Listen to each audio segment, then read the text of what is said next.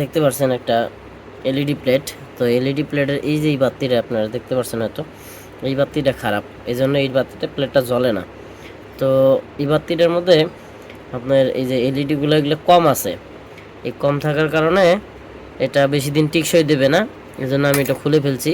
তো ইনশাল্লাহ এই যে এটা দেখতে পাচ্ছেন, এটার মধ্যে বাতি অনেকগুলো বাতি আছে। তো এখান থেকে আমি এটা নতুন বাতি আমার, যেহেতু আমি এর আগে কাজ করেছি এটাতে। তো এখানে একটা বাতি নাই, আপনারা দেখতে পাচ্ছেন এখানে একটা বাতি নাই।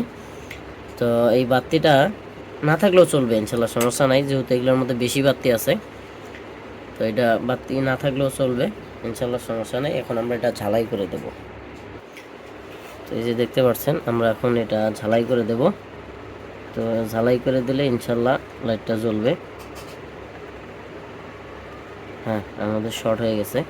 তো আমরা আলাদা একটা ড্রাইভার দিয়ে চেক করব যে ইনশাল্লাহ দেখবো যে জ্বলে কিনা। তো আমরা আলাদা একটা ড্রাইভার দিব।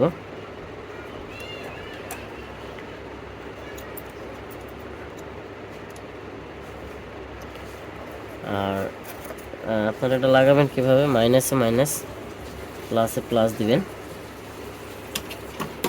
উল্টা দিলে কিন্তু আবার চলবে না। এই যে দেখতে পাচ্ছেন মাইনাসে মাইনাস, প্লাসে প্লাস।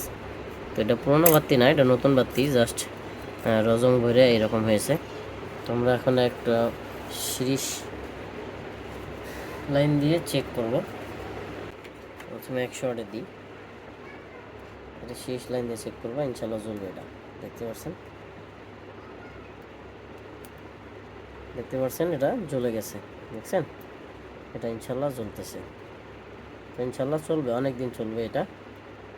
তো হেভি মানের প্লেট, তো খুব ভালো মানের প্লেট, ইনশাল্লাহ চলবে, অনেক দিন চলবে এটা।